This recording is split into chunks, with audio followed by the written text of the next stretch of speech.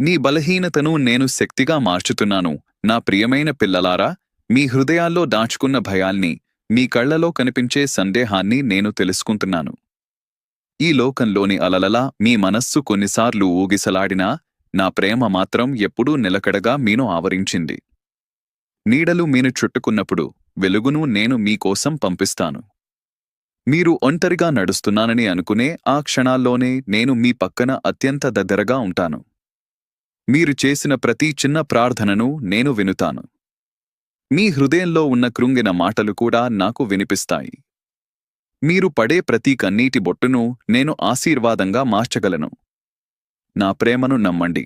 మీ పాదాలు అలసిపోతే నేను మీకు బలాన్ని ఇస్తాను. మీ హృదయం దుఃఖిస్తే నేను మీకు ఓదార్పునిస్తాను.